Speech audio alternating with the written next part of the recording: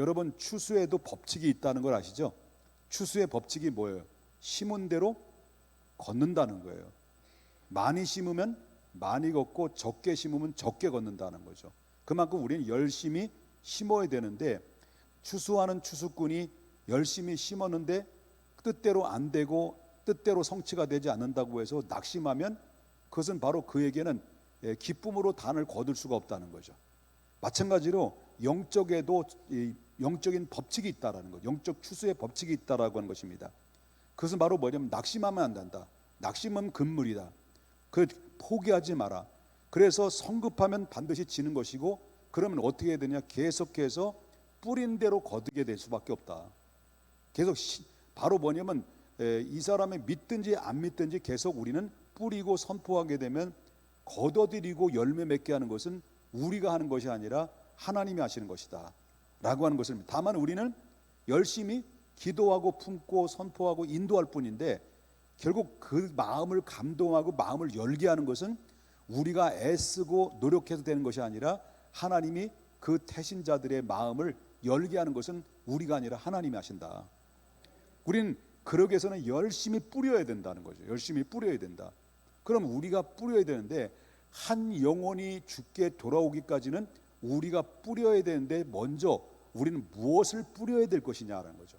씨를 뿌려야 되는데, 그 믿음의 씨를 뿌리라는 거. 믿음의 씨. 첫 번째는 믿음의 씨. 그러니까 믿음에는 기적의 씨가 있다는 거예요.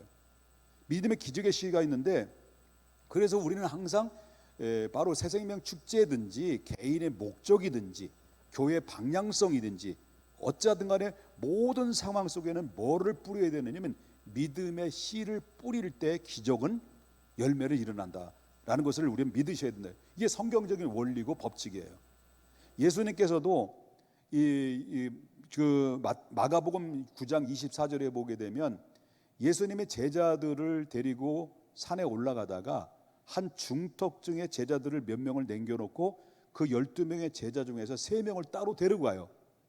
베드로, 야고보, 그다음에 요한, 이 3명을 따로 데려가서 쭉 올라가서 산 꼭대기에서 갑자기 예수님이 변형이 되죠.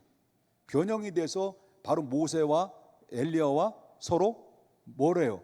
대화를 나누는데, 거기에 예수님이 갑자기 호련히 변화가 되어서 예수님이 그 천국에, 실질적으로 베드로, 야고보, 요한이 예수님과 함께 어디로 상황을 보여주냐면 눈을 뜨게 하셔서 천국의 상황을 보여준 거예요. 베드로가. 그러면 베드로가 막 좋아가지고 여기가 좋사오니 초막 셋을 짓고 하나는 우리를 위해서 뭐 이렇게 모세를 위해 엘리야를 주를 위해서 이렇게 같이 우리 여기서 합시다 했단 말이에요. 그래놓고 내려왔어.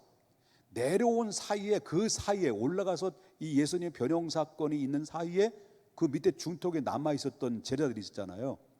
제자들이 그 제자들에게 누가 찾아오냐면 귀신 들린 아들이 있었어. 귀신 들린 아들을 데리고 와가지고 예수님 있는 줄 알았더니 없는 거예요. 누구만 있는 거예요? 남아있는 제자들만 있는 거예요. 그래서 제자들한테 우리 아들을 좀 귀신을 내쫓아달라고 이렇게 요청을 했을 때 제자들은 뭐 예수님의 이름으로 명하노니 나갈래? 안 나갈래? 이렇게 하다가 계속 씨름하다가 방방거리고는 귀신을 못 쫓았어. 그러거나 아주 그때 이제 예수님이 3명을 데리고 이제 내려온 거예요. 내려와서 그 아버지가 뭐 일러주는 거예요. 예? 아버지가 제자들한테 일러주는 거예요. 제자들 일러주는 거예요. 내가 우리 아들이 막 각종 귀신 들려가 불에도 들어가고 물에도 들어가고 막 이렇게 통제가 안 되는데 뭐 제자들한테 뭐 기도를 요청하고 뭐 귀신을 내쫓으려고 해달라고 요청했는데도 이 제자들은 뭐 아무것도 못하고 뭐 꿍얼꿍얼 한단 말이에요. 그럴 때 뭐 그러면서 그 아버지가 하는 얘기, 예수님 무엇이든지 할 수 있으면 내 아들을 고쳐 주십시오 했더니 예수님이 대번 하는 말이 뭐라고 말하는 거예요? 할 수 있거든요. 무슨 말이냐? 그다음에 뭐라는 거예요? 믿는 자들에게는 능치 못할 일이 없느니라 책망을 했단 말이에요. 그럴 때 이 아버지가 대답한 얘기가 바로 오늘 좀 전에 마태복음 9장 24절에 그 얘기예요. 한번 보겠습니다. 마태복음 9장 24절에 그 아이의 아버지가 소리를 질러 이르되 내가 뭐라는 거예요? 믿나이다, 믿나이다, 나의 믿음이 없는 것을 도와달라고 이렇게 예수님께 간청을 했을 때 예수님이 그 아이의 귀신을, 아이 속에 들어가 있는 귀신을 내쫓았어요. 그래서 정상으로 돌아오는 역사가 있어요. 뭐였습니까? 믿음. 믿음에는 뭐가 동장된다고? 항상 기적이 동장된다. 우리가 신앙생활하면서 많은 응답을 받아요. 많은 응답을 받는데 무엇을 통해서 응답을 받습니까? 물론 예수님의 이름으로 기도했을 때 응답을 받지만은 여러분, 믿음이 동반되지 않는 기적은 일어난 적이 없어요. 왜 아멘 안 하지? 신기하네. 내가 믿음이 없는 건가? 여러분이 믿음이 없는 건가? 못 믿어요? 아니, 믿음이 동반하지 않는 응답이, 기적은 일어나지 않는다니까? 두 번째라 실망이 많이 되네 내가요. 그래서 무엇이든지 예수님께서도 기적을 베풀기 이전에는 항상 예수님은 뭘 요구하셨습니까? 믿음을 요구하셨단 말이에요. 믿음. 그러니까 우리가 어떤 믿음을 가지냐면 새생명 축제를 통해서 반드시 새생명 축제에 수많은 사람들이 왔지만은 거기서 반드시 구원받는 영혼들이 일어나게 될 것이다라는 이 부흥의 역사가 일어나게 될 것이다라는 믿음과 확신을 가져야 된다는 거예요. 이런 믿음과 확신을 우리 모두가 함께 가졌을 때 하나님은 사람들을 보내주시고 사람들의 마음을 열게 해주시고 물과 성령으로 거듭나는 기적의 역사가 무엇을 통해서? 우리의 믿음을 통해서 이루어진다. 여러분 알다시피 이 믿음은 우리가 믿음을 가지면 누가 기뻐하시는 거예요? 오늘 아무래도 이상한 기운이 감돌고 있어요. 여러분, 우리가 믿음을 가지게 되면, 우리의 큰 믿음을 갖게 되면 누가 기뻐하시는 걸까? 그래서 히브리서 11장 6절에 뭐라고 말해요? 하나님이 믿음이 없이는 하나님을 기쁘시게 못하나니 라는 말씀입니다. 그러니까 우리가 가장 하나님의 그 반대로 말한다면 믿음이 없으면 하나님이 싫어해 우리가. 근데 우리가 믿음이 있으면 하나님 뭐해? 기뻐하는 거예요. 그래서 너가 무엇을 원하느냐 할 때 믿음이 있느냐라는 것을 보고 하나님 항상 응답을 해주셨다라고 하는 거예요. 여러분 알다시피 바로 뭐냐면 나사로, 아까 낮에 때 낮 예배 때 나사로 얘기했잖아요. 죽었어. 며칠 됐어? 4일 됐어. 썩었어. 그런데 이제 예수님 그때서 왔어. 온다 놓고 기다리다가 온다 하니까 4일 됐어. 이미 4일이 됐어. 그랬더니 두 자매가 왜 오셨습니까? 차라리 오지 마시지. 그래서 삐져가지고 흥 했단 말이에요. 그래서 예수님께서 뭐라고 말씀하셨습니까? 나는 부활이요 생명이니 누구든지 나를 믿는 자는 나사로가 죽어서 살겠고 무릇 살아서 믿는 자는 영원히 죽지 아니하리라. 그리고 나서 예수님께서 뭐라고 말씀하셨습니까? 요한복음 11장 26절 다음에 뭐라고 말했습니까? 무릇 살아서 나를 믿는 자는 영원히 죽지 아니하니라. 이것을 내가 믿느냐라는 질문했단 말이에요. 질문했다. 그때 그 여인들이 이르되 주여, 27절 주여 그러하외이다. 그러면서 확실한 고백을 하죠. 주는 그리스도시요 세상에 오시는 하나님의 아들이심을 믿나이다. 내가 믿나이다 했단 말이에요. 그 믿음을 확인하시고 곧바로 누구에게 가서 나사로의 무덤가에 들어가셔서 나사로야 빨리 나와. 나사로 빨리 나와. 나사로야 하고 선포했을 때 죽은 나사로가 흙 속에 하나님의 생기를 불어넣은 것처럼 죽었던 나사로에게 하나님의 생기, 예수 그리스도를 통해 하나님의 생기를 불어넣었을 때 나사로가 4일 만에 다시 살아나는 기적이 일어났다라는 거죠.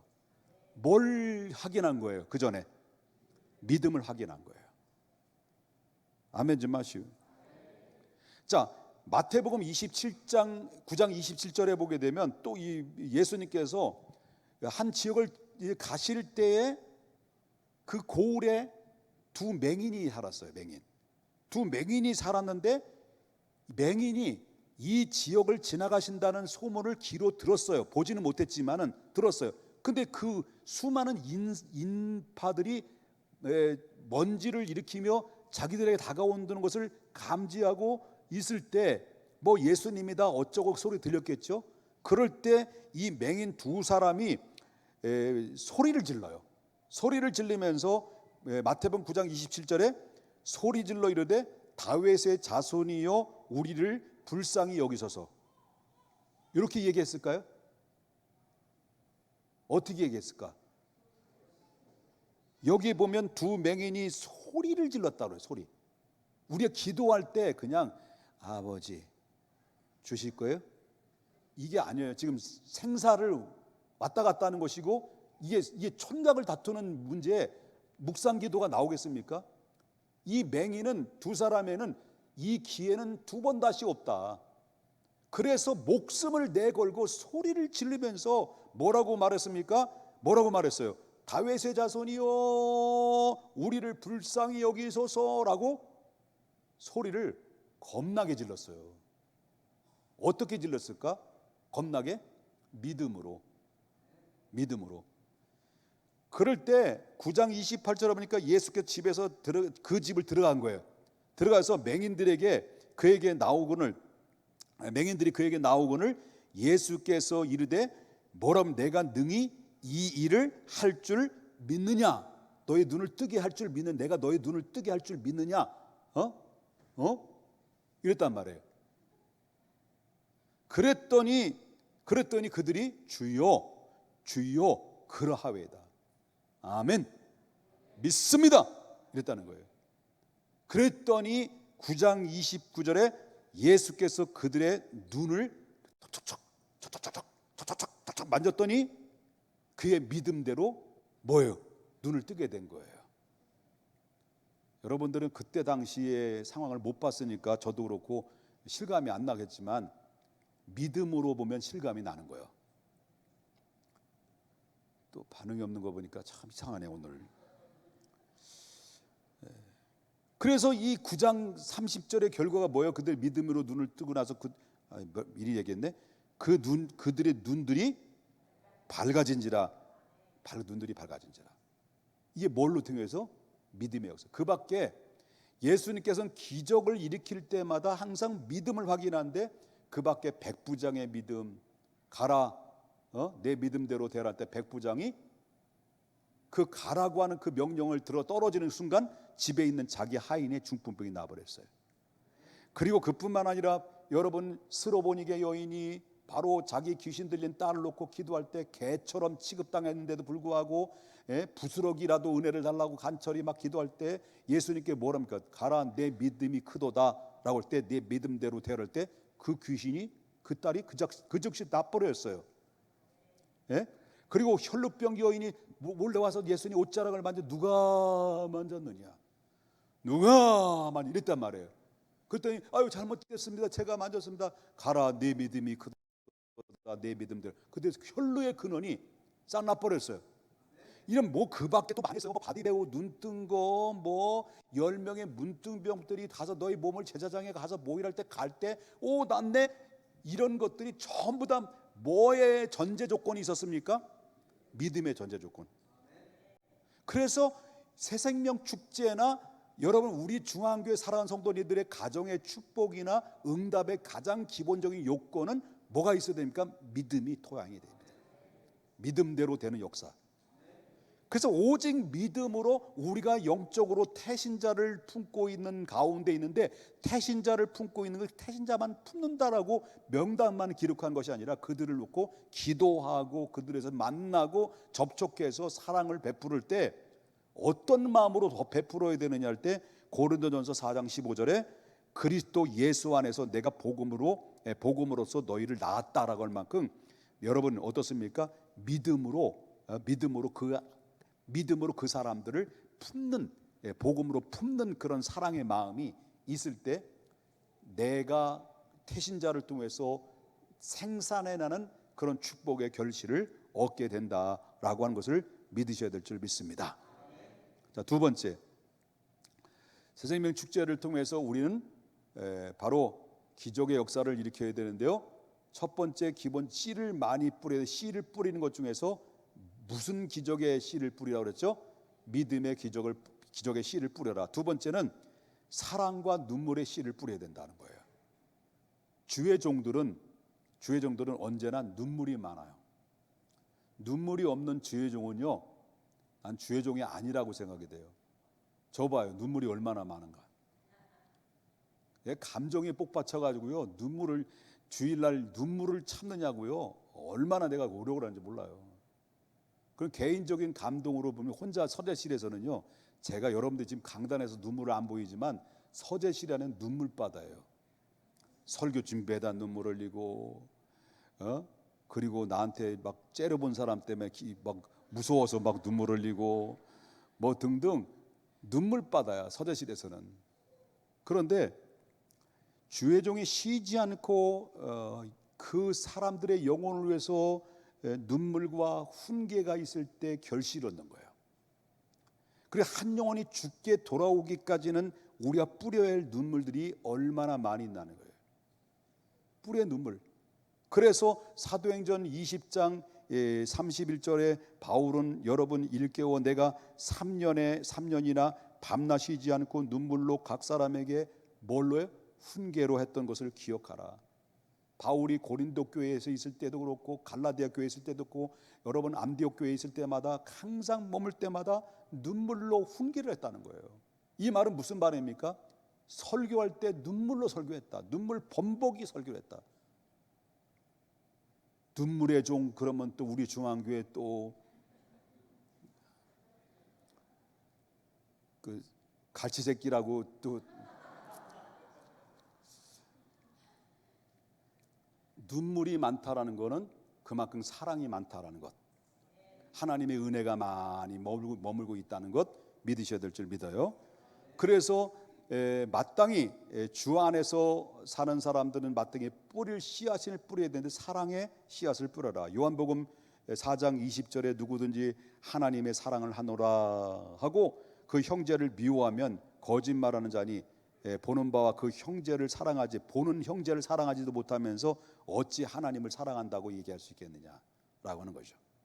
그러므로 우리 속에 사랑이 식어지지 않도록 여러분 우리가 두려운 마음을 가져야 된다. 그래서 요한계시록에 예수님께서는 에베소 교회를 향해서 하신 말씀이 있어요. 우리 중앙교회를 향해서 하신 말씀도 있을 거예요. 그게 바로 뭐냐 말하면 에베소 2장 4절에 뭐라 다 같이 한번 읽어보겠습니다. 그러나 너희를 책망할 것이 있나니 너의 처음 사랑을 잃어버렸느라. 여러분 사랑을 잃어버리면 안 돼요. 예수님의 처음 받았던 그 은혜를 계속 지금도 간직하고 살아야 돼요. 믿습니까? 세 번째, 영혼 구원을 위해서는 희생과 수고의 씨를 뿌리지 않으면 안 된다. 헌신이 뒤따르지 않으면 안 된다라고 하는 겁니다. 그러기 위해서는 우리가 사람들의 영혼을 위해서 한 영혼을 구원하기 위해서는 어떤 마음의 자세를 가지냐면 겸손과 눈물의 시열이 눈물로 시험을 이겨내야 된다. 항상 영혼 구원하기 위해서는 시험이 있다.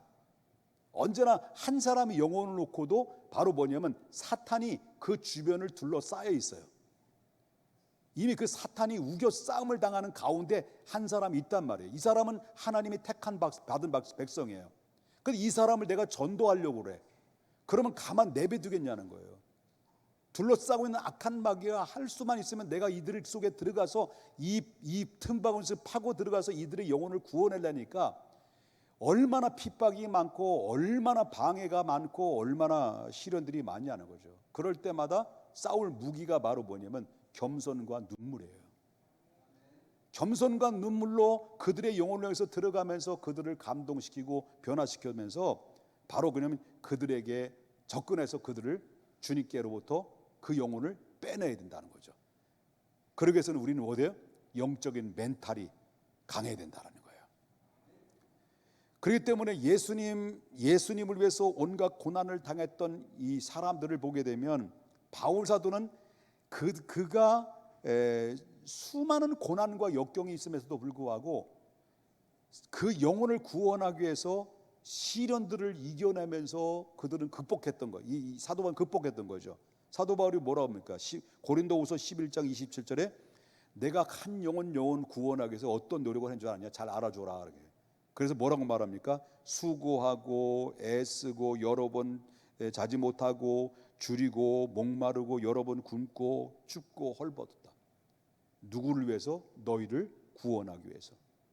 그러기 위해서 한 영혼을 구원하기 위해서는 핍박도 감내해야 되고 그리고 이겨내야 될 그런 인내가 필요하다. 그래서 맨 처음에 여러분과 함께 읽었던 말씀을 다시 한번 들어가는데 본문을 보면 너희가 선을 행하다가 뭐하지 마라? 낙심하지 마라. 포기하지 마라. 때가 되면 어떻게 된다는 거예요? 거두리라.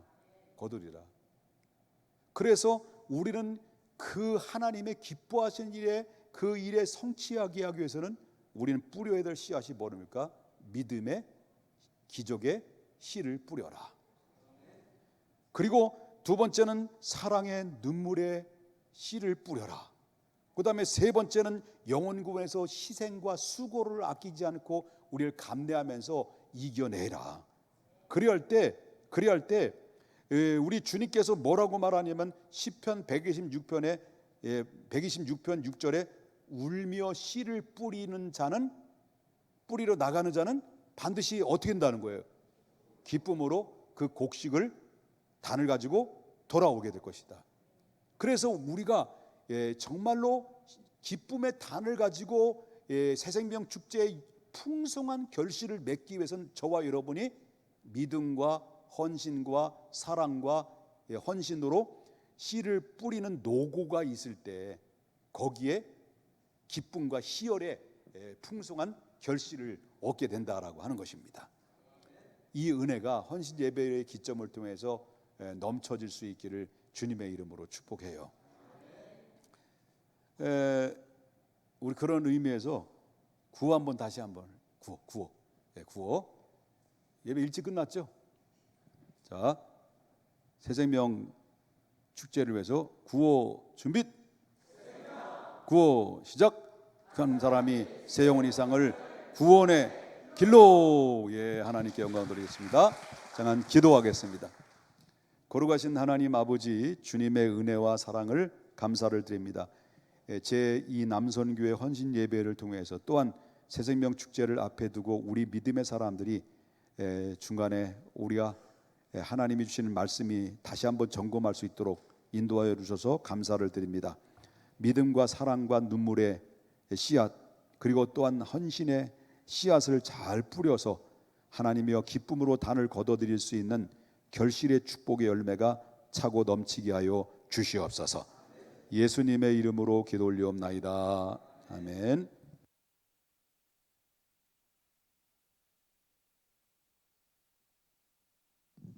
예, 귀한 말씀 감사합니다. 우리 찬송가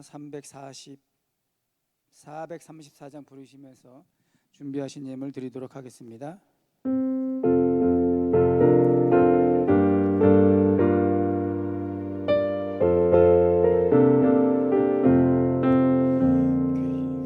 귀하신 친구 내게 계시니 나 주 안에 늘 기쁘다.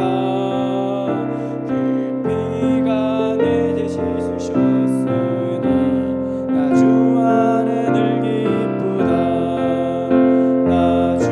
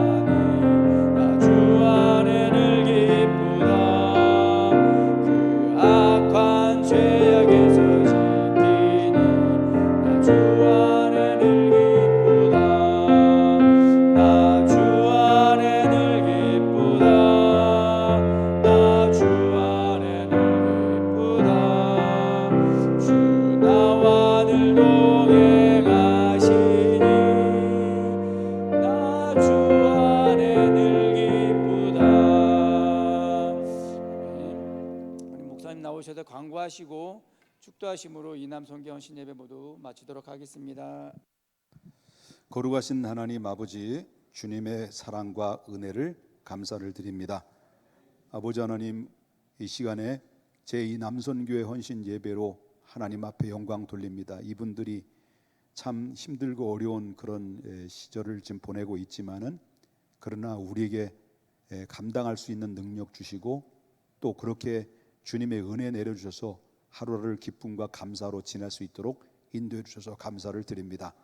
하나님 마음속에 더 뜨거워지게 해주시고, 그리스도의 사랑을 품게 해주시고, 하나님 아버지 교회의 중심적인 역할을 잘 감당해내는 하나님의 사람들이 될 수 있도록 복의 복을 도와시고, 가정이 주 안에서 형통케 하여 주시고, 자녀들이 주 안에서 아버지 하나님 장래에 보장받는 자녀들 될 수 있도록 인도하여 주시옵소서. 아버지 하나님, 이 시간 10의 1조 이은필 형제, 심지수 형제 하나님 앞에 감사를 드렸습니다. 하나님께서 축복해 주시고, 이들이 가는 곳에, 이들이 하나님 아버지 머무는 곳에, 이들이 나아가는 곳에 항상 주님이 동행해 주시고 복의 복을 도와여 주시옵소서. 헌신 예배 사랑의 헌금을 하나님 앞에 드렸습니다. 드려진 헌금에 주님이 기뻐하시는 일에 값지게 쓰임받게 해주시고, 성도님들 한 분 한 분 가정마다 평강이 넘칠 수 있는 축복이 차고 넘치도록 인도하여 주시옵소서. 신혼을 살펴주시고 자녀들을 돌봐 주시며, 그리고 하나님 믿음 안에서 하나님 참된 자유와 평안을 누릴 수 있는 삶이 될 수 있도록 은혜를 내려 주시옵소서.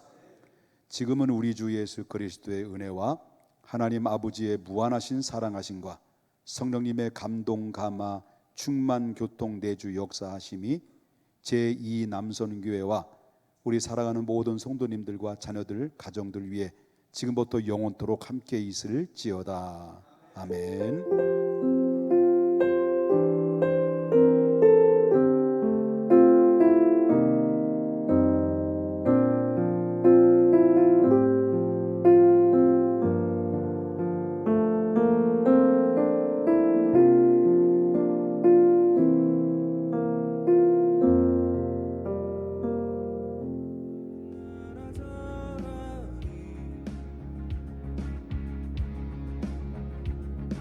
사슬 끊기네 주의 찬양 선포할 때 주를 막을 자 누구리. 우리 주는 사자 유다의 그 사자 크게 포효하며 함께 싸우시네. 주 앞에 모두 경배하리.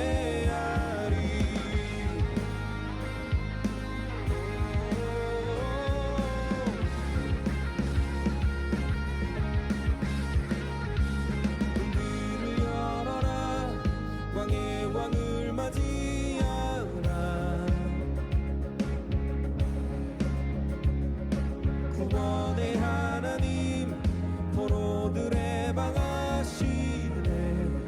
주를 막을 자 누구니. 우리 주는 사자 유다의 그 사자 크게 포효하며 함께 싸우시네. 주 앞에 모두 경배하리. 죽임당하신 주는 어린 양 모두 죄를 위해 사슬을 끊